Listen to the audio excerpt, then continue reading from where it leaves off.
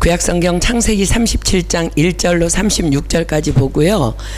한 장 뛰어넘어서 창세기 39장 1절로 6절까지 볼게요. 38장은 유다 얘기이기 때문에 그냥 뛰어넘습니다. 창세기 37장 1절로 36절까지 교독하고 창세기 39장 1절로 6절까지 우리 교독할게요. 다 찾으셨으면 제가 먼저 읽습니다. 야곱이 가나안 땅 곧 그 아비의 우거하던 땅에 거하였으니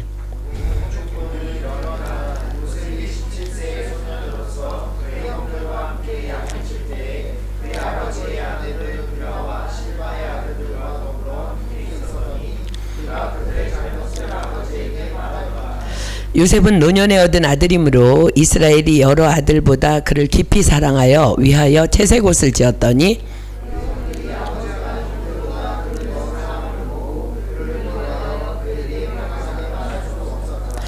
요셉이 꿈을 꾸고 자기 형들에게 고하매 그들이 그를 더욱 미워하였더라.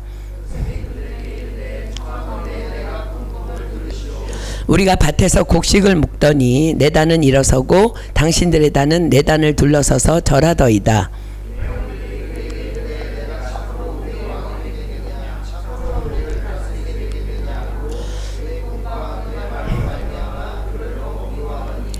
요셉이 다시 꿈을 꾸고 그 형들에게 고하여 가로되 내가 또 꿈을 꾼즉 해와 달과 별 11별이 내게 절하더이다 하니라.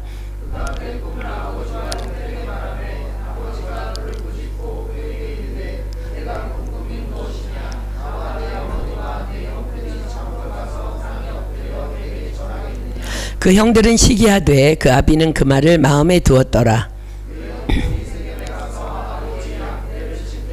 이스라엘이 요셉에게 이르되 내 형들이 세겜에서 양을 치지 아니하느냐 너를 그들에게로 보내리라. 요셉이 아비에게 대답하되 내가 그리하겠나이다.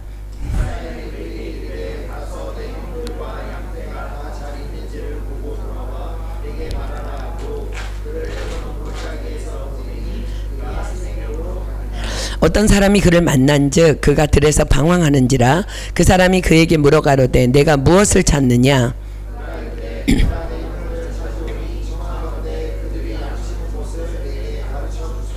그 사람이 가로되 그들이 여기서 떠났느니라. 내가 그들의 말을 들으니 도단으로 가자 하더라. 요셉이 그 형들의 뒤를 따라가서 도단에서 그를 만나니라.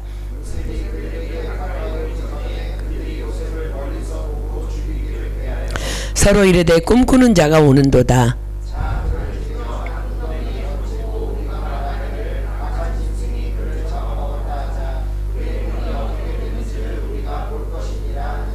르우벤이 듣고 요셉을 그들의 손에서 구원하려 하여 가로되 우리가 그 생명은 상하지 말자.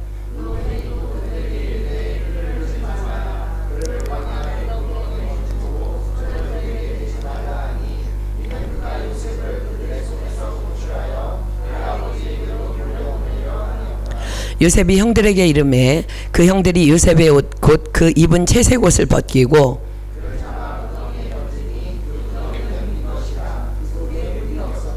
그들이 앉아 음식을 먹다가 눈을 들어본즉 한때 이스마엘 족속이 길르앗에서 오는데 그 약대들의 향품과 유향과 모략을 싣고 애굽으로 내려가는지라.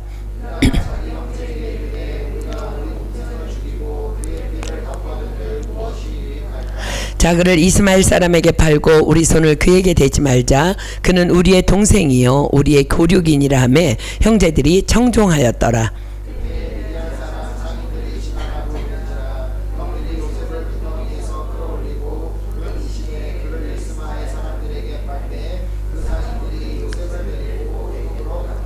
르우벤이 돌아와서 구덩이에 이르러 본즉 거기 요셉이 없는지라 옷을 찢고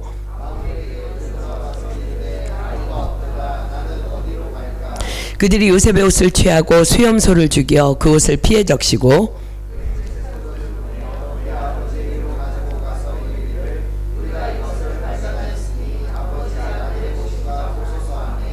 아비가 그것을 알아보고 가로되 내 아들의 옷이라. 악한 짐승이 그를 먹었도다. 요셉이 정령 찢겼도다 하고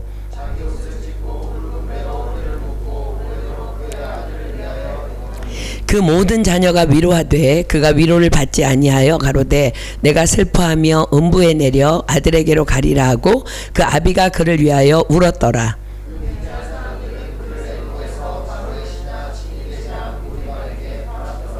창세기 39장으로 넘어갑니다. 1절로 6절까지 교독합니다. 요셉이 이끌려 애굽에 내려가매 바로의 신하 시위대장 애굽 사람 보디발이 그를 그리로 데려간 이스마엘 사람의 손에서 그를 산이라.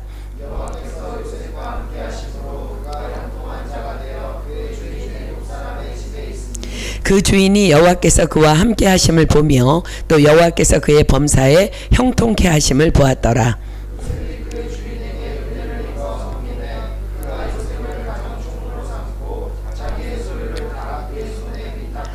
그가 요셉에게 자기 집과 그 모든 소유물을 주관하게 한 때부터 여호와께서 요셉을 위하여 그 애굽 사람의 집에 복을 내림으로 여호와의 복이 그의 집과 밭에 있는 모든 소유에 미친지라. 주인이 그 소유를 다 요셉의 손에 위임하고 자기 식료 외에는 간섭지 아니하였더라. 요셉은 용모가 준수하고 아담하였더라. 아멘. 아마 이 말씀은 이제 2주에 걸쳐서 이제 공부할 텐데, 오늘 날씨가 많이 추운데요. 이렇게 많이 이렇게 성경 공부에 참석해 주셔서 감사합니다. 그러나 여러분들이 오늘 이 자리에 모인 것은 사람 때문이 아니라 다만 예수님을 믿는 믿음 안에 있기 때문에 이 자리에 모인 줄 믿습니다. 아멘. 이제 곧 노엘이에요. 이제 성탄이 다가오는데 예수님은 이 땅에 왜 오셨습니까? 우리가 고백하며 즐겨 부르는 찬양 중에 이런 찬양이 있습니다. 그가 이 땅에 오신 이유. 그 찬양 가사는 예수님께서 이 땅에 오신 이유를 이렇게 고백하죠. 지으신 그대로 회복시킨 우리의 창조주 그리스도, 십자가의 길로 아버지 뜻 이루셨네. 그가 이 땅에 오신 이유. 그렇습니다. 예수님께서 이 땅에 오신 이유는 우리를 하나님께서 창조시 지으신 그대로 우리를 회복시키시기 위하심입니다. 자, 그렇다면 우리는 왜 회복되어져야 될까? 지혜의 왕 솔로몬이 지은 성경 전도서는 이렇게 기록합니다. 자, 전도서 7장 29절입니다.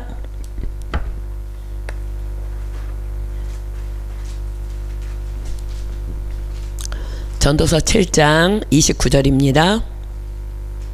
자, 우리가 회복되어져야 되는 이유.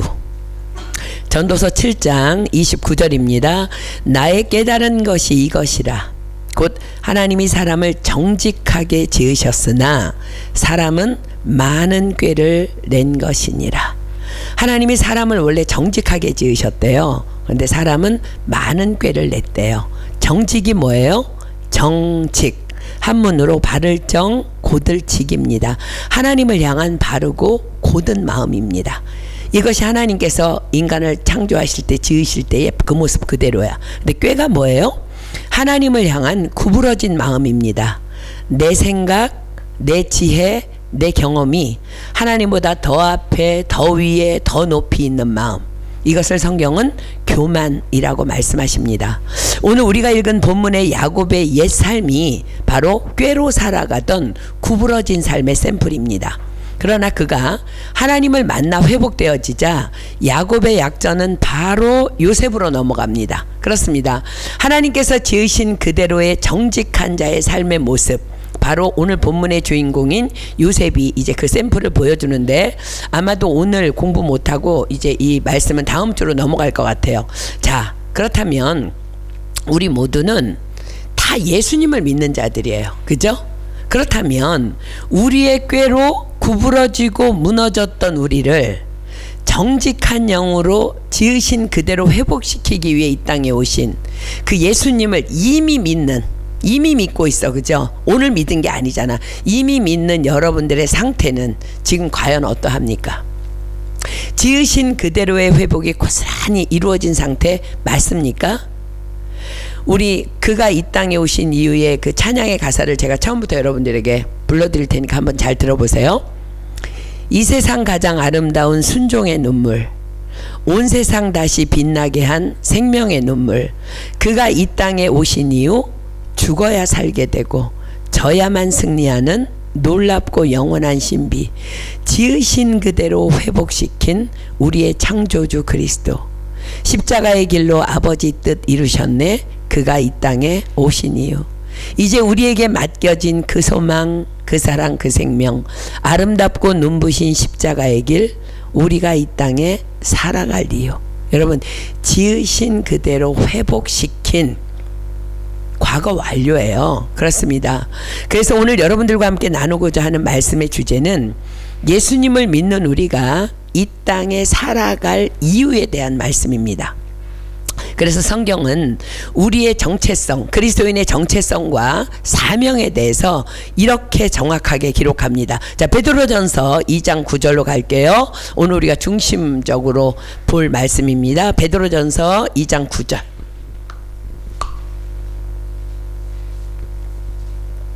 베드로전서 2장 9절입니다.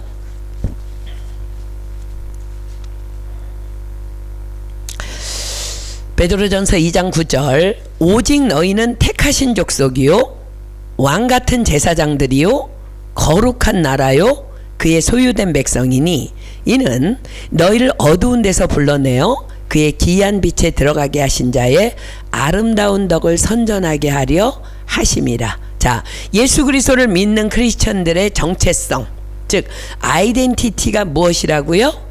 오직 너희는 이라고 시작하며 우리의 분명한 네 가지 정체성에 대해서 말씀하십니다. 첫째, 택하신 족속. 둘째, 왕같은 제사장들. 셋째, 거룩한 나라. 넷째, 그의 소유된 백성. 자, 먼저 택하신 족속. 왜 우리는 택하신 족속일까? 요한복음 15장 16절로 가보겠습니다. 요한복음 15장 16절. 요한복음 15장 16절입니다. 예수님께서 말씀하시죠. 요한복음, 신약성경 요한복음 15장 16절. 너희가 나를 택한 것이 아니요 내가 너희를 택하여 세웠나니 이는 너희로 가서 과실을 맺게 하고 또 너희 과실이 항상 있게 하여 내 이름으로 아버지께 무엇을 구하든지 다 받게 하려 함이니라. 그렇습니다. 우리는 우리가 예수님을 믿겠다고 택한 것이 아니라 예수님께서 우리를 택하여 세우셨기 때문에 지금 예수님을 믿고 있는 것이며 또한 지금 이 자리에 있는 것입니다. 우리는 내가 프랑스에 가서 공부해야지, 내가 프랑스에 가서 일해야지, 내가 프랑스에 가야겠다라고 내가 결정하여 왔다고 착각합니다. 그러나 주님은 뭐라고 말씀하셔요? 사람이 마음으로 자기의 길을 계획할지라도 그 걸음을 인도하는 자는 여호와시니라.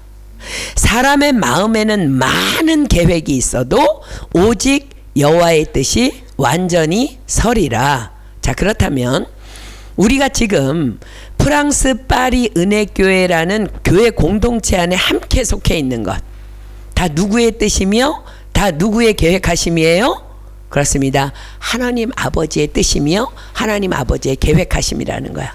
아직은 예배가 그리 자유롭지 못한 이제 상황이었던 코로나 가운데 잠깐의 세탁기를 옮기는 도움의 과정 중에 김태형 집사님이 건면해 주셨다며 우리 마스크를 쓰고 최연아 자매가 스스로 교회에 찾아와서 우리와 함께 예배를 드리며 그렇게 우리는 한 가족이 되었습니다.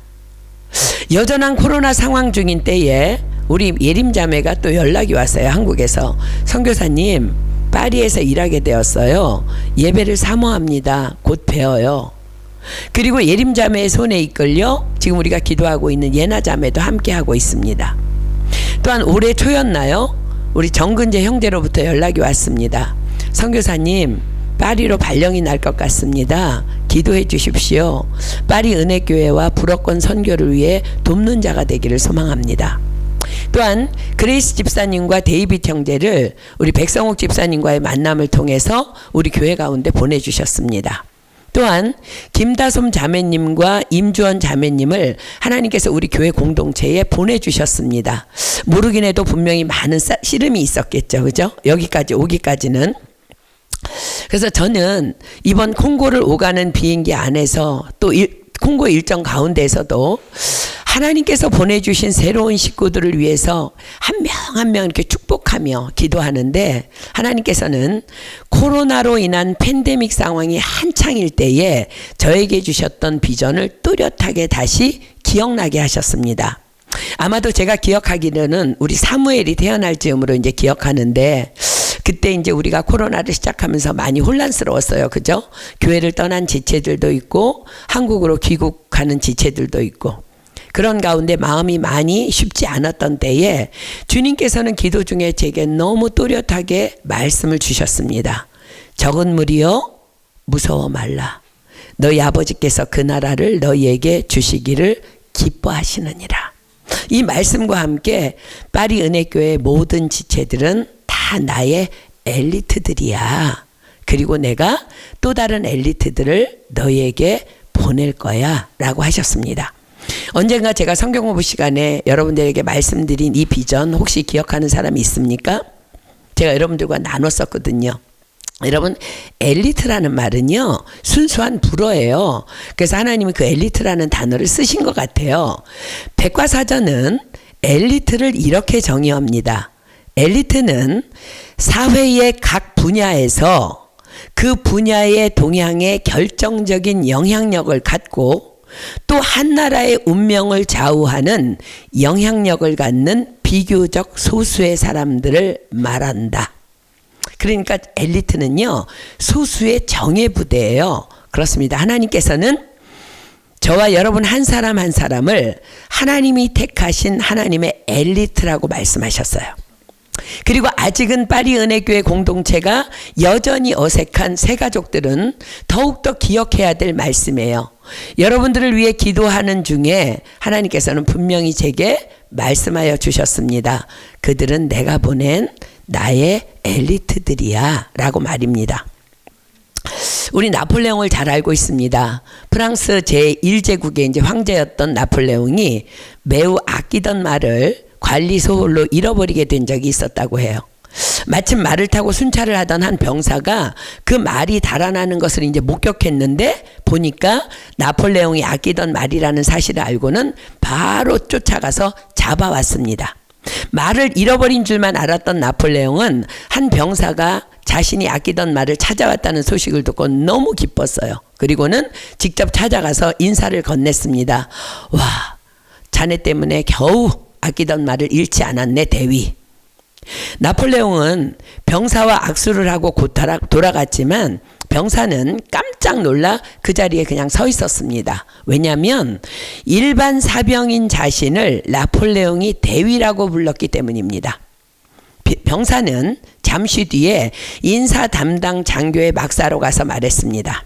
방금 나폴레옹 장군께서 저를 대위로 임명하셨습니다. 인사 담당 장교는 병사의 행적을 확인한 뒤에 계급장을 주고 장교 막사까지 배정해 주었습니다. 어쩌면 나폴레옹이 그냥 말을 실수한 것일 수도 있지만 병사는 나폴레옹의 말이 가진 권위를 믿었고 그 믿음이 있었기에 대위로 진급을 할 수가 있었던 것입니다. 우리에게도 마찬가지로 이 병사와 같은 믿음이 필요합니다. 하나님께서 여러분을 엘리트라 하셨으면 그대로 믿는 거예요. 그대로 믿으시기를 축복합니다. 아멘. 혹 여러분들 중에 믿어지지 않는 지체가 있다면 스스로에게 또 주변에 선포하십시오. 나는 하나님의 엘리트래. 나는 하나님의 엘리트야. 그렇습니다. 여호와께서 뭐라고 말씀하셨어요? 너희 말이 내 귀에 들린 대로 내가 행하리라. 내 믿음 그대로, 내 선포 그대로 하나님께서 반드시 이루어 주실 줄 믿습니다. 그래서 믿음은 결코 모든 사람의 것이 아니라고 하셨어요. 믿음은 다만 믿는 자들의 것입니다. 또한 하나님께서는 당신의 백성들인 우리에게 이미 너희는 나의 엘리트야 라고 이렇게 약속하셨어요. 자, 이사야 60장 21절로 22절 갑니다.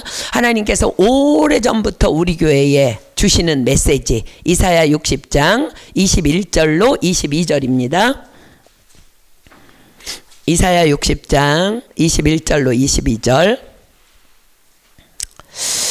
내 백성이 다 의롭게 되어 영영이 땅을 차지하리니. 자, 여러분들은 하나님의 백성 맞죠? 그들은 나의 심은 가지요 나의 손으로 만든 것으로서 나의 영광을 나타낼 것인즉 그 작은 자가 천을 이루겠고 그 약한 자가 강국을 이룰 것이라. 때가 되면 나 여호와가 속히 이루리라. 아멘. 그리고 마치 하나님께서는요 정말 우리 교회를 향한 그 하나님의 약속을 확인까지 해 주시듯이 저는 비행기 안에서 이런 글을 읽게 되었습니다. 스코틀랜드의 지방에서 목회를 하는 두 목사님이 계셨습니다. 목사님들은 각자 속한 지역에서 복음을 전하기 위해서 최선을 다했지만 자신들의 생각처럼 교회에 부흥이 찾아오지 않았습니다. 비슷한 지역에서 목회를 했기 때문에 친분이 있던 두 분의 목사님은 종종 서로 만났는데 한 번은 사역의 어려움에 대해 이야기를 나누었습니다. 저는 목회가 때로는 매우 힘든 일임을 느끼고 있습니다.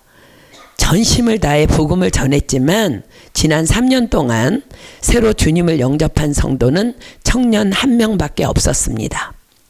다른 목사님도 의견에 동의했습니다. 저 역시 동감합니다. 최근에 우리 교회에서는 일주일 동안 부흥회를 했는데 그 기간 동안 딱 1명만 주님을 믿겠다고 서원했습니다. 그러나 이 두 목사님의 헌신은 결코 헛된 것이 아니었습니다.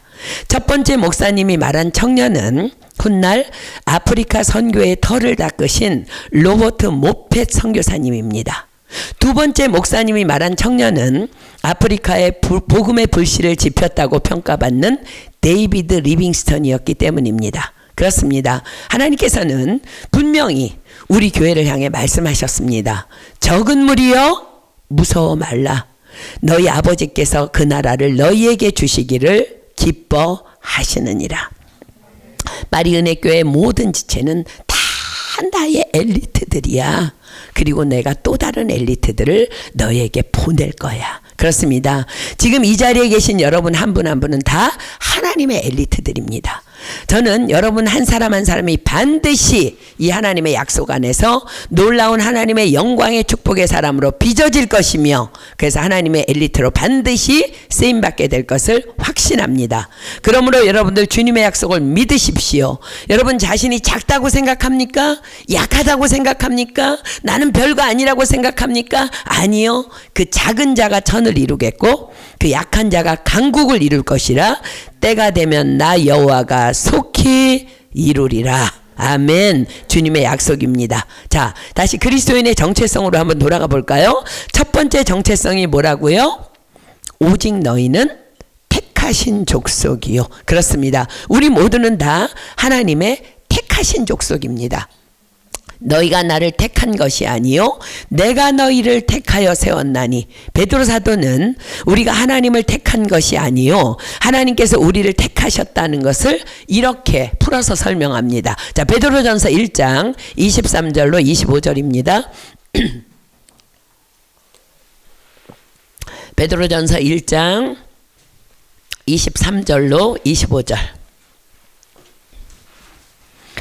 신약성경 베드로전서 1장 23절로 25절입니다. 너희가 거듭난 것이 썩어질 씨로 된 것이 아니요 썩지 아니할 씨로 된 것이니 하나님의 살아있고 항상 있는 말씀으로 되었느니라. 그러므로 모든 육체는 풀과 같고 그 모든 영광이 풀의 꽃과 같으니 풀은 마르고 꽃은 떨어지되 오직 주의 말씀은 세세토록 있도다 하였으니 너희에게 전한 복음이 곧 이 말씀이니라. 자, 거듭났다라는 것은 뭘 말하는 거예요? 예수 그리스도를 믿고 구원받았다라는 말씀입니다. 그런데 우리가 거듭난 것이, 우리가 구원을 받은 것이 썩어질 씨로 된 것이 아니요 썩지 아니할 씨로 된 것이래요. 썩어질 씨 뭘까? 우리의 육체입니다. 그런데 썩지 아니할 씨 무엇이라고요? 하나님의 말씀입니다. 그렇습니다. 우리의 육체는 죽으면 썩어질 거예요. 즉 우리가 예수님을 그리스도로 영접하여 구원을 받게 된 것은 내가 내 육신의 생각으로 나 오늘부터 믿어야지 라고 한다고 되는 것이 아니라 말씀이신 하나님께서 먼저 나에게 친히 오셔서 말씀하여 주심으로 그 말씀이 나로 구원에 이르도록 하셨기 때문이라는 거예요. 자, 그렇다면 이게 무슨 말일까? 이 말씀을 이해하기 위해서는 먼저 우리가 이것을 알고 있어야 합니다. 첫째, 하나님은 말씀이시라는 것. 두 번째, 예수님은 말씀이 육신이 되어 이 땅에 오신 분이라는 거. 우리 다 믿고 있죠, 그죠? 그러므로 예수님도 말씀이잖아요. 요한복음이 말씀하십니다. 말씀이 육신이 되어 우리 가운데 거하심에 우리가 그 영광을 보니 아버지의 독생자의 영광이요 은혜와 진리가 충만하더라. 자, 베드로전서 지금 1장 23절로 25절이 지금 여러분들에게 뭘 말하고 있어요? 너희에게 전한 복음이 뭐라고요? 곧 이 말씀이라. 자, 이제 로마서로 갑니다. 로마서 10장 13절로 18절 볼게요. 로마서 10장 13절로 18절. 신약성경 로마서 10장 13절로 18절입니다. 자, 보십시오. 누구든지 주의 이름을 부르는 자는 구원을 얻으리라. 자, 우리는 이 말씀이 자꾸 오해가 되는 게 내가 불렀잖아 그래. 내가 예수님 믿었잖아. 그러니까 구원 얻은 거 아니야. 근데 이제 그 다음이 설명합니다. 그런즉 저희가 믿지 아니하는지를 이를 어찌 부르리요? 듣지도 못한 이를 어찌 믿으리요? 전파하는 자가 없이 어찌 들으리요? 보내심을 받지 아니하였으면 어찌 전파하리요? 기록된 바 아름답도다 좋은 소식을 전하는 자들의 발이여함과 같으니라. 그러나 저희가 다 복음을 순종치 아니하였도다. 이사야가 가로되 주여 우리의 전하는 바를 누가 믿었나이까 하였으니 그러므로 믿음은 들음에서 나며 들음은 그리스도의 말씀으로 말미암았느니라. 그러나 내가 말하노니 저희가 듣지 아니하였느뇨? 그렇지 아니하다. 그 소리가 온 땅에 퍼졌고 그 말씀이 땅끝까지 이르렀도다 하였느니라. 자, 보십시오. 순서가 어떻게 돼요? 그리스도의 말씀을 누군가 나에게 들려주었기 때문에 내가 믿게 되었다는 거예요. 그런데 그 말씀이 누구라고요? 예수님, 말씀이신 예수님, 말씀이신 하나님. 그러면 믿음은 내가 택한 거예요? 하나님이 택하신 거예요? 당연합니다. 하나님이 택하신 것입니다. 하나님께서 나를 구원하여 주시려고 누군가 복음 전하는 자들을 통해 말씀으로, 말씀이 누구라고? 하나님, 말씀이 누구라고? 예수님, 말씀으로 내게 먼저 오신 거예요. 나를 택하시기 위해서. 그런데 우리에게처럼 많은 사람들에게도 찾아가셨어요. 복음을 전했어요. 그러나 사람들이 그 복음을 믿지 않았다는 거예요. 지금 로마서가 뭐라고 말씀하세요? 저희가 듣지 아니하였느뇨? 그렇지 아니하다. 그 소리가 온 땅에 퍼졌고 그 말씀이 땅끝까지 이르렀도다. 그런데 저와 여러분은 그 복음의 말씀을 믿었기에 구원받았고 지금 이 자리에 우리가 있는 것입니다. 예수님께서 말씀하셨습니다. 마태복음 22장 14절. 마태복음 22장 14절. 마태복음 22장 14절. 마태복음 22장 14절. 청함을 받은 자는 많되 택함을 입은 자는 적으니라. 너희가 나를 택한 것이 아니요 내가 너희를 택하여 세웠나니. 주님이 먼저 오셨어요. 그러니까 우리가 먼저가 아니라 주님이 우리에게 오셔서 우리가 아멘하고 믿으니까 택함을 받은 자가 된 거예요. 요한복음 1장 11절로 13절 한번 펴보세요. 요한복음 1장 11절로 13절.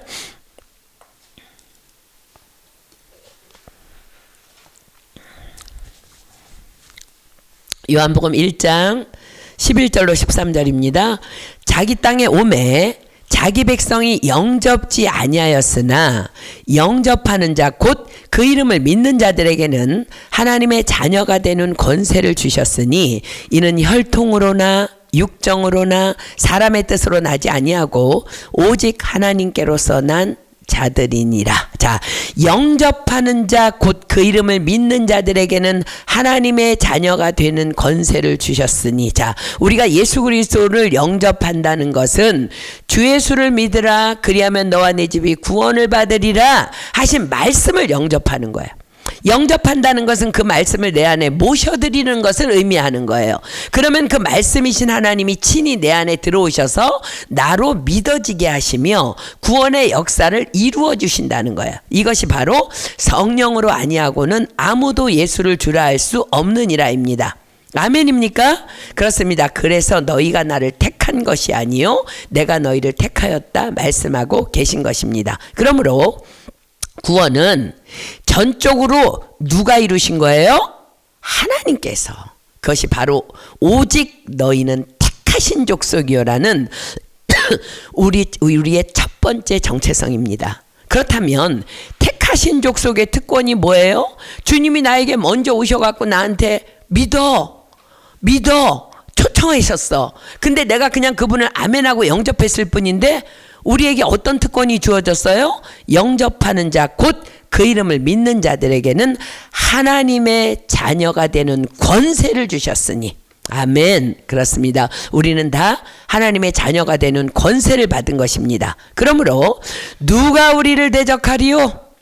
누가 능히 하나님의 택하신 자들을 송사하리요? 누가 정죄하리요? 누가 우리를 그리스도의 사랑에서 끊으리요? 사망이나 생명이나 현재일이나 장래일이나 능력이나 높음이나 깊음이나 다른 아무 피조물이라도 우리를 우리 주 그리스도 예수 안에 있는 하나님의 사랑에서 끊을 수 없으리라. 왜요? 우리는 하나님의 자녀되는 권세를 받았기 때문에. 그렇습니다. 자, 다음 두 번째 그리스도인의 정체성, 오직 너희는 왕같은 제사장들이요. 여러분, 오직 너희들이라는 거에 여러분들 포커스를 맞춰야 돼요. 우리의 정체성은 딴 데 있지 않다는 거야. 지금 베드로전서가 말씀하시는 네 가지 정체성만 우리의 정체성이에요. 우리의 아이덴티티라는 거야. 오직 너희는 왕같은 제사장들이요. 자, 제사장이라는 것은 베드로전서 2장 5절이 설명합니다. 베드로전서 2장 5절. 베드로전서 2장 5절. 너희도 산돌같이 신령한 집으로 세워지고 예수 그리스도로 말미암아 하나님이 기쁘시게 받으실 신령한 제사를 드릴 거룩한 제사장이 될지니라. 자, 제사장을 뭐라고 설명해요? 예수 그리스도로 말미암아 하나님이 기쁘게 받으실 신령한 제사를 드릴 거룩한 제사장이 될지라. 자, 한마디로 그리스도인의 정체성은 오직 너희는 왕같은 제사장이요. 그리스도인의 정체성은 예배하는 자로 살아가는 것이라는 말씀이에요. 저는 오랜 동안 우리 교회 공동체를 향한 많은 고민과 방향성을 놓고 기도해 왔고 또 지금도 여전히 기도하고 있습니다. 그러나 하나님께서는 지금껏 광야 교회라는 말씀 외에는 그 어떤 구체적인 교회의 방향성을 제시해 주신 적이 없으십니다.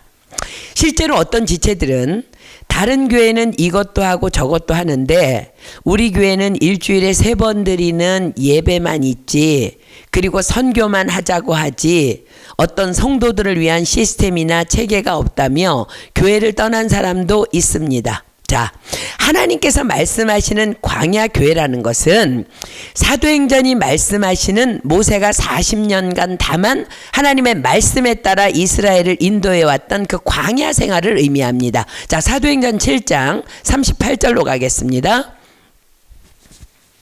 사도행전 7장 38절. 사도행전 7장 38절입니다. 시내산에서 말하던 그 천사와 및 우리 조상들과 함께 광야 교회에 있었고 또 생명의 돌을 받아 우리에게 주던 자가 이 사람이라. 자, 이 사람 누구예요? 모세죠? 그렇습니다. 하나님께서는 모세를 통해 말씀하셨고 모세는 이스라엘 백성들에게 하나님의 말씀만을 전함으로 광야의 이스라엘 백성들을 인도해냅니다.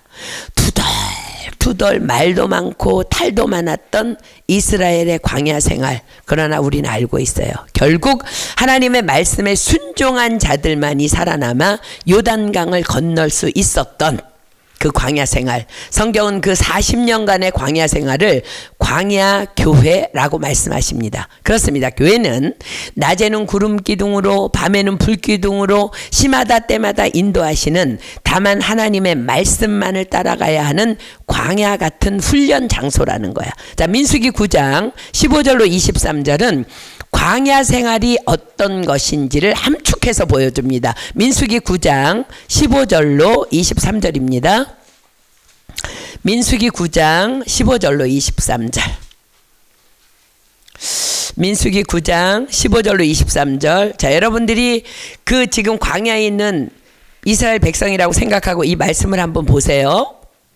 성막을 세운 날에 구름이 성막 곧 증거막을 덮었고 저녁이 되면 성막 위에 불 모양 같은 것이 나타나서 아침까지 이르렀으되 항상 그러하여 낮에는 구름이 그것을 덮었고 밤이면 불 모양이 있었는데 구름이 성막에서 떠오르는 때에는 이스라엘 자손이 곧 진행하였고 구름이 머무는 곳에 이스라엘 자손이 진을 쳤으니 이스라엘 자손이 여호와의 명을 쫓아 진행하였고 여호와의 명을 쫓아 진을 쳤으며 구름이 성막 위에 머무는 동안에는 그들이 유진하였고 구름이 장막 위에 머무는 날이 오랠 때에는 이스라엘 자손이 여호와의 명을 지켜 진행치 아니하였으며. 여러분 여기까지 보면은요 너무 광야 생활이 멋진 거야. 구름 기둥 불 기둥 막 와 쉬워. 구름 기둥 나타나면은 뭐 가자, 불 기둥 나타나면 머물자. 자 보십시오. 그러나 그 다음에 보십시오. 구름이 장막 위에 머무는 날이 오랠 때에는 이스라엘 자손이 여호와의 명을 지켜 진행치 아니하였으며 혹시 구름이 장막 위에 머무는 날이 적을 때에도 그들이 다만 여호와의 명을 쫓아 유진하고 여호와의 명을 쫓아 진행하였으며 혹시 구름이 저녁부터 아침까지 있다가 아침에 그 구름이 떠오를 때에는 그들이 진행하였고 구름이 밤에 있다가 떠오르면 곧 진행하였으며 이틀이든지 한 달이든지 1년이든지 구름이 성막 위에 머물러 있을 동안에는 이스라엘 자손이 유진하고 진행치 아니하다가 떠오르면 진행하였으니 곧 그들이 여호와의 명을 쫓아 진을 치며 여호와의 명을 쫓아 진행하고 또 모세로 전하신 여호와의 명을 따라 여호와의 직임을 지켰더라. 자 보세요. 이것이 이스라엘 백성들의 광야 생활이었어요. 어떤 때는 이틀, 어떤 때는 한 달, 어떤 때는 1년, 어떤 때는 밤에 장막을 겨우 쳤어. 장막 치는 게 쉽겠어요? 그 어린애들도 다 있는데 겨우 쳤어. 몇 시간도 안 됐는데 그날 아침에 바로 구름이 떠오르면 걷어 바로 명에 따라 장막을 걷어 진행해야 했던 광야의 길. 어떤 때는 막 1년도 구름이 안 떠올라. 자, 그것이 바로 교회라는 말씀이에요. 지금 우리에게는 모세가 아닌 구름기둥 불기둥이 아닌 성경이라는 말씀을 통해 주시는 살아계신 하나님의 말씀이 있습니다. 그 하나님의 말씀이 교회의 예배를 통해 시마다 때마다 선포되어지고 있습니다. 그렇습니다. 교회는 그때그때 예배를 통해 선포되어지는 하나님의 말씀 그대로만 따라 한 걸음 한 걸음 순종하며 나아가면 되는 것입니다. 왜냐하면 교회의 머리는 예수 그리스도이시며 우리는 그 머리 대신 예수님의 몸된 지체일 뿐이기 때문입니다. 자, 과연 그러한지 말씀으로 확인해 볼까요? 골로새서 1장 18절입니다. 골로새서 1장 18절. 자, 말씀으로 확인해야 되겠죠? 골로새서 1장 18절입니다. 신약성경 골로새서 1장 18절. 그는 몸인 교회의 머리라. 그 누가 예수님이죠. 예수님은 몸인 교회의 머리래요. 에베소서 1장 23절로 갑니다. 에베소서 1장 23절. 에베소서 1장 23절. 교회는 그의 몸이니 만물 안에서 만물을 충만케 하시는 자의 충만이니라. 자, 에베소서 5장으로 갑니다. 29절로 30절. 만물 안에서 만물을 충만케 한다는 게 교회 안에 있으면 모든 것이 다 된다는 거. 모든 것이. 자, 에베소서 5장 29절로 30절입니다. 누구든지 언제든지 제 육체를 미워하지 않고 오직 양육하여 보호하기를 그리스도께서 교회를 보양함과 같이 하나니 우리는 그 몸의 지체임이니라. 그렇습니다. 우리 교회의 머리는 예수 그리스도이시며 우리 교회는 그분의 몸이며 우리는 그 머리 대신 예수님의 몸된 지체인 것입니다. 만약 몸이 또 지체가 머리에 붙어 있지 않다면 더 이상 생명은 없을 것입니다. 그렇습니다. 그 교회는 그래서 우리의 생명입니다. 그래서 우리는 다만 교회에 딱 붙어서 말씀에 순종하며 나아가야 하는 것입니다. 그러나 대신 교회에 지체된 우리가 늘 긴장하며 깨어서 해야 할 막중한 사명이 남아 있습니다. 막중한 책임이 있습니다. 그것은 바로 교회를 위한, 또한 말씀을 전하는 주의 종들을 위한 강력한 중보기도입니다. 많은 사람들이 교회의 순종은 잘하는데 주의 종들을 위해서 기도하지 않아. 그러다가 어디로 가요? 만약 주의 종들이 깨어있지 못하다면 엉뚱한 방향으로 우리가 함께 탄 교회 공동체라는 배가 파선되는 거야. 파선. 그렇습니다. 우리 교회의 머리는 예수님이십니다. 다른 교회가 이렇게 하는 것, 저렇게 하는 것, 또 우리의 생각에 우리 교회는 이렇게 하면 어떨까 하는 것들, 그러나 하나님께서 우리에게 아직 또 그리하라 말씀하지 않으셨다면 우린 다만 말씀 그대로만 잠잠히 순종하며 나아가면 되는 것입니다. 구름이 어떤 때는 1년, 이틀 이렇게 되는 것처럼 여러분 우리의 기도 응답도 마찬가지예요. 하나님 어떤 때는 화살같이 응답하시다가 어떤 때는 1년도 기다리고 2년도 기다리고 3년이 기다리고 우리는 언제까지 이 성전에서 예배해야 될지 몰라. 저 성전은 언제 고쳐질지 몰라. 그러나 하나님께서 우리에게 말의 지역에 보내셨어. 그럼 하나님의 때를 기다리는 거야. 요즘 저에게 가장 큰 비중을 담은 기도 제목은요, 하나님께서 우리 교회 공동체에 보내주신 새로운 지체들에 대한 그 하나님의 엘리트들을 우리 교회 공동체가 먼저 공동체를 이루고 있던 우리가 어떻게 그들을 섬겨야 할지에 대한 많은 질문이었어요. 계속 그 기도를 해왔어요. 그런데 하나님의 응답은 너무너무 분명하셨습니다. 그래서 제가 오늘 새로운 지체들 모이라 그랬는데 새로운 지체들이 아무도 안 보여. 예, 우리가 받아야 될 말씀인 줄 믿습니다. 아멘. 자, 하나님의 응답이요 너무 분명했어요. 너희는 오직 왕 같은 제사장들이니 다만 함께 나를 예배하라 명하셨습니다. 그렇습니다. 뭐 더 잘해보려고 궁리하지 말고 다만 함께 예배하라 명하셨습니다.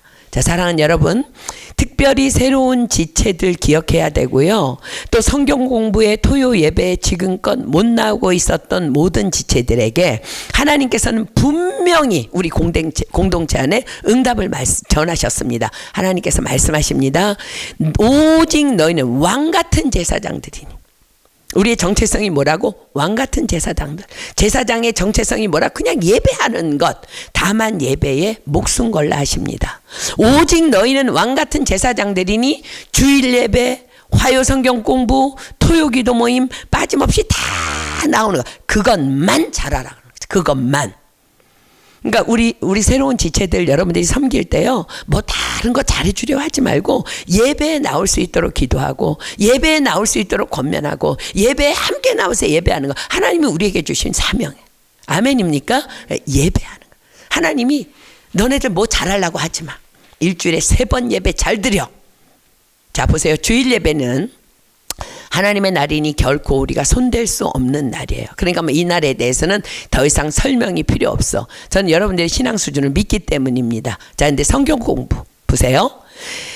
우리 가운데도 뭐 나왔다가 안 나왔다가 뭐 하는 사람도 있어. 물론 여러분들 뭐 직장 때문에 있고 다 알아. 근데 그럴 때는 하나님이 알지만 우리가 정말 최선을 다해서 이 자리에 모인 사람들 열심히 나온 사람이니까 사실 이 말씀이 필요가 없는데 보세요. 내 백성이 지식이 없음으로 망하는도다 하셨어요. 하나님이 사람을 정직하게 지으셨으나 사람은 많은 꾀를 낸 것이니라 하셨어요. 하나님의 말씀과 기도로 거룩하여짐이라 하셨어요. 믿음은 들음에서 나며 들음은 그리스도의 말씀으로 말미암았느니라 하셨어요. 세상을 이긴 이김은 이것이니 우리의 믿음이니라 하셨습니다. 여러분 보세요. 세상 임금인 사단마귀는요, 호시탐탐 그리스도인을 넘어뜨리려고 하루에 24시간이면 7일이면 몇 시간이야? 168시간. 일주일에 168시간을 온전히 헌신합니다. 그리스도인을 넘어뜨리기 위해서. 그런데 우리는 하나님의 말씀을 듣기 위해서 주중에 단 2시간도 하나님께 내어드릴 수 없다면 어떻게 우리가 악한 사단 마귀의 계계를 능히 이길 수 있겠습니까? 말씀 공부를 통해 하나님께서는 여러분들이 세상을 이길 수 있는 모든 지혜, 모든 능력을 성령 안에서 다 공급해 주실 것입니다. 아멘. 그렇습니다. 모든 성경은 하나님의 감동으로 된 것으로 교훈과 책망과 바르게 함과 의로 교육하기에 유익하니 이는 하나님의 사람으로 온전케 하며 모든 선한 일을 행하기에 온전케 하리 함이니라 하셨어요. 그렇습니다. 성경 공부 시간은 내 생각, 내 꾀로 가득 찬 나의 영을 씻기 위해 요단강으로 들어가는 시간이에요. 우리에게 말씀이 없다면 아무리 내가 한 나라의 국방장관의 지위까지 오른 나만 장군 같은 명예를 소유했다 할지라도 우리는 다만 세상이 나를 막 찌르고 엎어치기에도 영적 감각이 없어서 늘 헐레헐레 당하고만 살아야 하는 여전한 문둥병자로 살아갈 뿐임을 우리는 반드시 기억해야 합니다. 자, 그리고 우리가 드려지는 목숨 걸고 드리는 토요 예배, 이 시간은 교회를 위한, 예배를 위한, 열방을 향한 우리 평신도들이 주가 되어서 이끌어가는 중보기도의 시간입니다. 중보기도는 선택이 아니라 우리를 향한 하나님의 명령입니다. 자, 디모데전서 2장 1절로 4절 갑니다.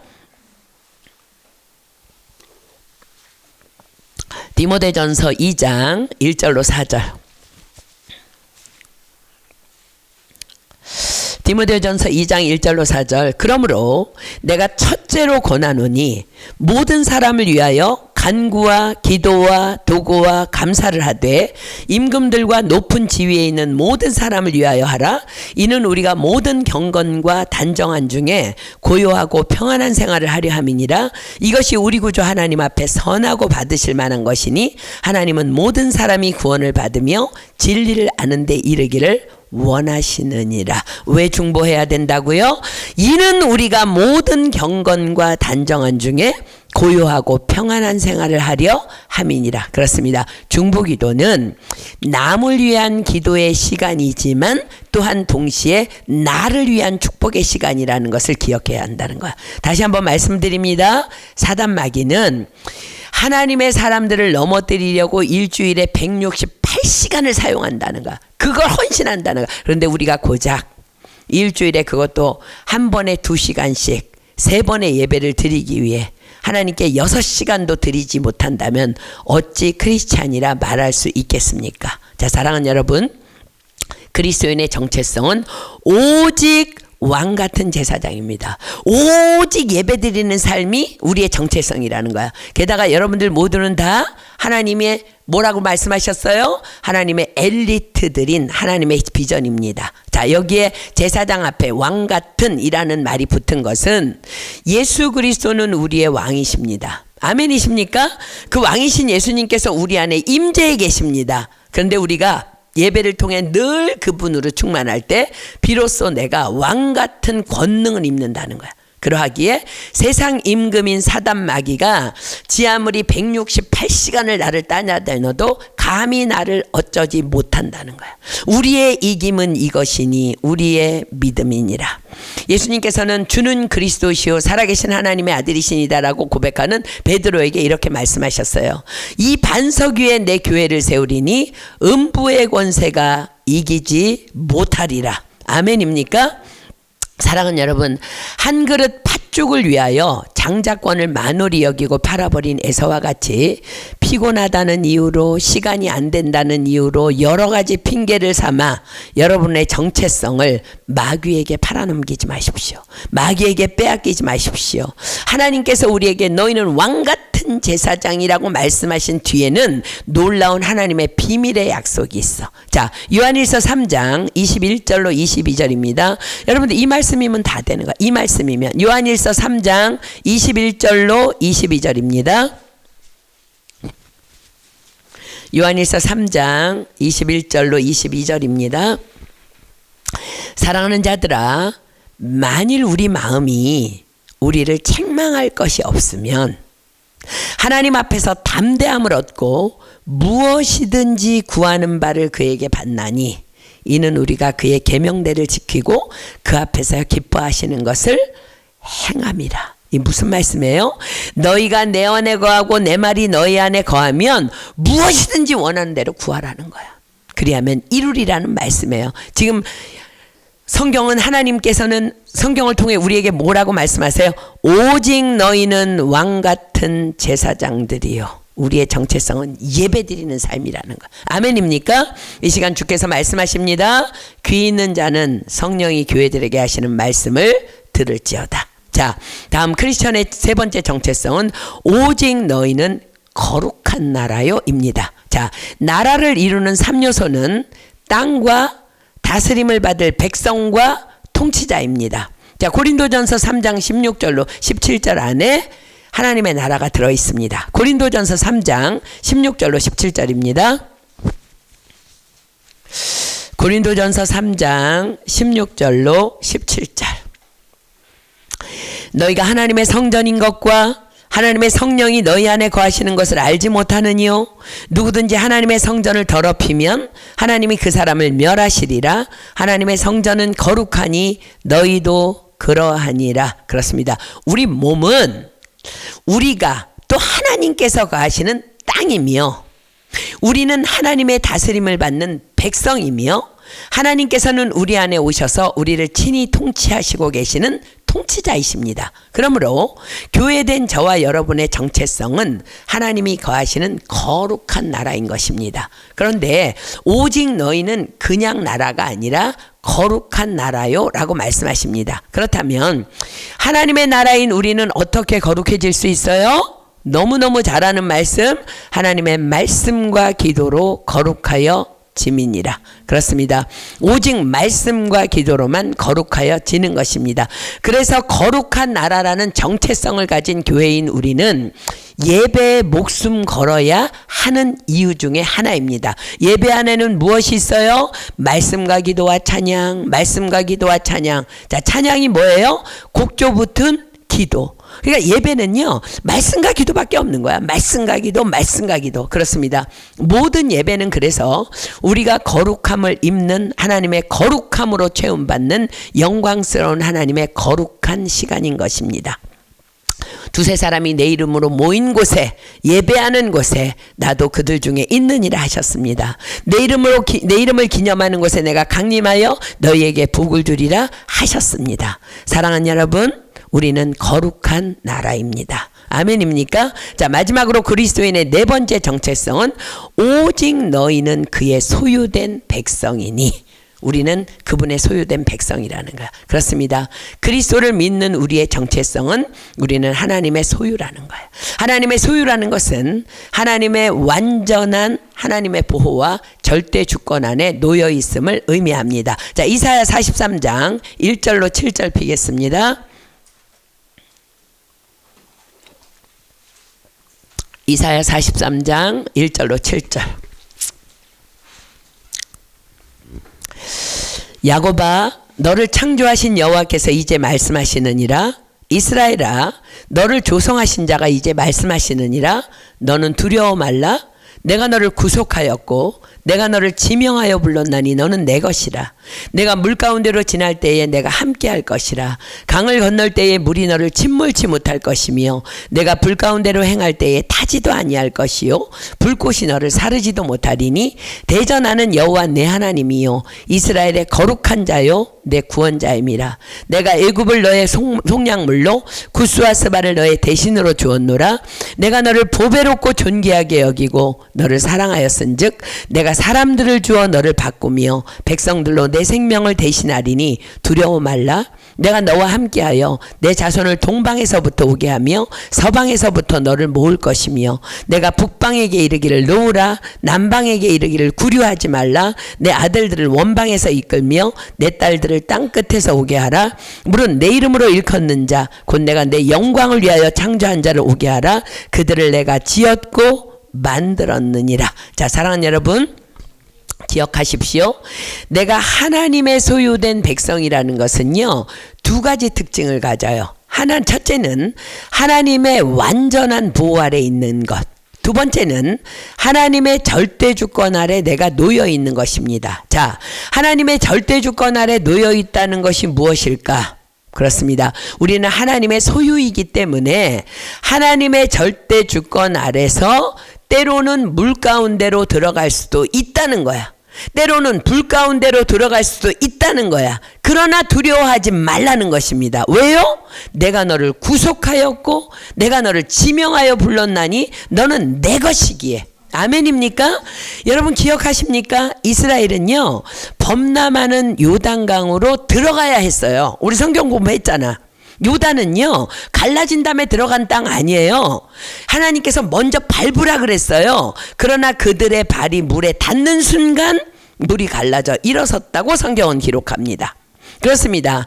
다니엘과 세 친구는 풀무불 가운데로 들어가야 했습니다. 그러나 그 풀무불이 그들을 결코 머리카락 하나도 해하지 못하였다고 성경은 기록합니다. 그렇습니다. 이것이 바로 우리의 정체성인 하나님의 소유된 백성의 삶이에요. 요즘에 뭐 여러 가지 체류증 문제 뭐 이런 것들로 많이들 우리가 기도하고 있는데 사랑하는 여러분 염려하지 마십시오. 하나님이 뭐라고 말씀하세요? 우리는 하나님의 소유래. 오직 너희는 하나님의 소유된 백성이래. 주께서 말씀하십니다. 믿음으로 받으십시오.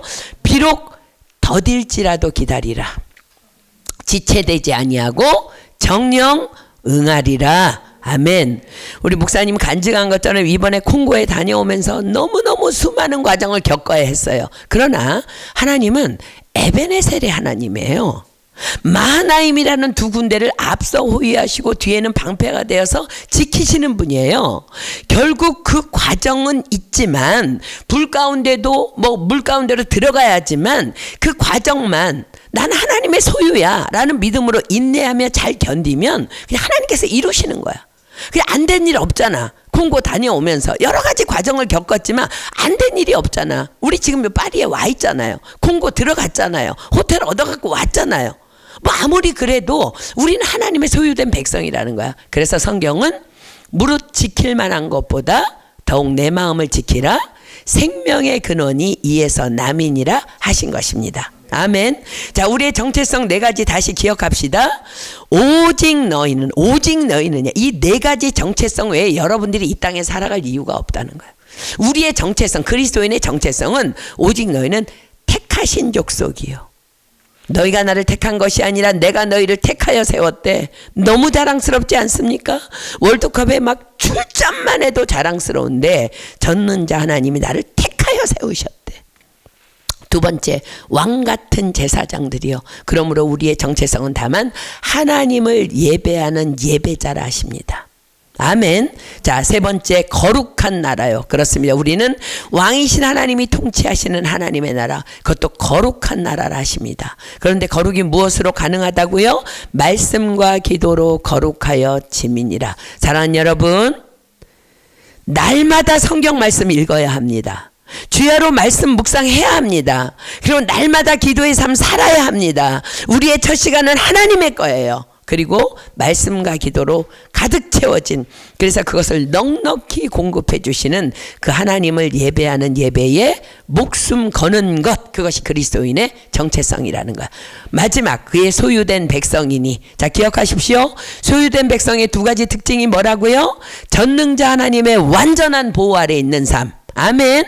그러나 전능자 하나님의 절대 주권 아래 놓여 있기 때문에 우리는 불 가운데도 물 가운데도 들어갈 수 있다는 것. 아멘. 그러나 그 하나님은 당신 것이기 때문에 두려워 말라. 내가 너를 지명하여 불렀나니 너는 내 것이라 하신다는 것. 그러므로 우리는 소유된 백성으로서의 정체성을 가지고 어떻게 살아갈까? 범사에 감사하며 범사의 여호와를 인정하며 살아가는 것이 우리의 정체성이라는 것. 자, 그렇다면 이런 정체성을 가진 우리의 사명은 무엇일까? 사명. 지금까지 우리의 정체성, 우리의 아이덴티티가 그렇다는 거야. 자, 베드로전서 2장 9절 다시 봅니다. 오직 너희는 택하신 족속이요 왕 같은 제사장들이요 거룩한 나라요 그의 소유된 백성이니 이는 너희를 어두운 데서 불러내어 그의 기이한 빛에 들어가게 하신 자의 아름다운 덕을 선전하게 하려 하심이라. 우리의 사명이 뭐라고요? 이는 너희를 어두운 데서 불러내어 그의 기이한 빛에 들어가게 하신 자의 아름다운 덕을 선전하게 하려 하심이라. 그렇습니다. 이 네 가지 정체성을 소유한 그리스도인이 우리의 사명은 그분의 아름다운 덕을 선전하는 거라는 거야. 우리가 어떻게 택하신 족속이 되었어요. 우리가 어떻게 왕같은 제사장이 되었어요. 우리가 어떻게 거룩한 나라가 되었어요. 우리가 어떻게 그의 소유된 백성이 되었어요. 예수 그리스도를 믿는 믿음으로 말미암아입니다. 그분이 먼저 오셨습니다. 우리가 그분을 믿었다는 이유로입니다. 그가 이 땅에 오신 이유입니다. 그래서 우리로 그분의 아름다운 덕을 선전하게 하려고 하나님께서 우리를 그렇게 세우셨다는 거야. 사랑하는 여러분, 하나님께서는 교회를 향한 또 여러분들을 향한 저의 간절한 기도 중에 분명히 이렇게 말씀해 주셨습니다. 교회는 사명지가 아니라 생명이며 사명지는 세상이라고. 자, 우리의 사명지는 어디라고요? 교회? 아니요. 사람들이 많이 착각해 교회가 사명지인 줄 알아. 아니요. 우리의 사명지는 세상입니다. 교회는 다만 생명입니다. 교회에서 생명을 공급받아 세상으로 나아가 세상을 섬기는 것이 우리의 사명이라는 거야. 그렇습니다. 우리의 사명지는 직장이며 학교이며 일터이며 사회이며 가정입니다. 우리는 교회에서 드려지는 모든 예배를 통해 세상이라는 사명지에 나아갈 그 생명의 힘을 공급받아 세상으로 나아가야 하는 것입니다. 그렇습니다. 우리가 그분의 아름다운 덕을 선전할 수 있는 유일한 방법은 우리의 모든 사명지에서 당당하게 하나님의 택하신 족속으로 왕같은 제사장으로 거룩한 나라로 그의 소유된 백성으로 당당히 나의 정체성을 가지고 서 있는 거야. 그런데 그 힘의 공급이 어떻게 가능하다고요? 생명인 교회에 딱 붙어 있을 때 가능하다는 거야. 세상은 우리의 잘됨을, 우리의 성공을, 우리의 높아짐을 결코 보지 않습니다. 우리의 그리스도, 그가 이 땅에 오신 이유가 뭐라고요? 죽어야 살게 되고 져야만 승리하는 놀랍고 영원한 신비, 지으신 그대로 회복시킨 우리의 창조주 그리스도, 십자가의 길로 아버지 뜻 이루셨네. 그가 이 땅에 오신 이유. 그렇습니다. 세상은 바로 우리의 이 모습을 보는 거야. 이 모습을. 그러나 직장에서 일터에서 우리는 또 넘어집니다. 그러면 또 교회로 달려와 예배드리며 또다시 생명을 공급받아 또 사명지로 나아가 그렇게 죽어야 살게 되고 져야만 승리하는 그 놀랍고 영원한 신비를 품고 서 있는 것, 그것이 복음을 가진 자들의 사명이라는 거예요. 아멘. 오래전 우리 지방교회 어떤 자매가요, 학교 친구를 따라서 성경 공부를 나왔어요. 그런데 그 자매가 이런 말을 하는 거예요. 얘랑 나랑 같은 학교를 다니는데 분명히 학교에서 모두가 힘들고 모두가 어렵고 모두가 짜증나고 모두가 억울하고 모두가 화가 나야 하는 일이 많았는데 이 친구는 늘 그냥 평안해 보였다는 거야. 그 너무 신기해서, 야, 넌 감정도 없냐? 어찌 그토록 가만히, 그것도 너무 평안의 모습을 하고는 그냥 좀 바보는 아니냐? 그랬더니 그 친구가 하는 말이, 나도 정말 화가 나는데 정말 신기한 게 마치 하나님이 나만을 위해서 말씀하시는 것처럼 교회 예배에 가면은 다 그냥 해결이 된다는 거야. 다 자기 마음이 다 응답을 받고 온다는 거야. 그럼에도 혹 내 마음이, 내 감정이 이렇게 화가 나려고 하면 교회에서 이 찬양을 불러봐 라고 가르침을 받아서 나는 교회에서 가르쳐준 대로 이 찬양을 계속 불러. 나 염려하잖아도 내 쓸 것 아시니 나 오직 주의 얼굴 구하게 하소서. 다 이해할 수 없을 때라도 감사하며 날마다 순종하며 주 따르오리다. 온 맘 다해 사랑합니다. 온 맘 다해 주 알기 원하네. 내 모든 삶 당신 것이니 주만 섬기리 온 맘 다해. 그러면 놀랍게도 자신 안에 가득 평안이 들어온다고 했다는 거예요.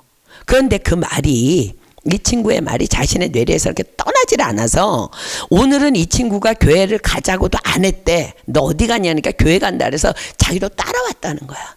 사랑하는 여러분, 너무 놀랍게도요, 그 불신자 친구는요, 그날 그 성경 공부 시간을 통해서 말씀이신 하나님 만나서 구원받았어요. 사랑하는 여러분, 그렇습니다. 하나님께서 우리에게 원하시는 사명의 삶, 다만 예수님께서 이 땅에 오신 이유대로 살아가면 되는 거야. 그러나 그 생명이, 그 힘이 어디서 공급된다고?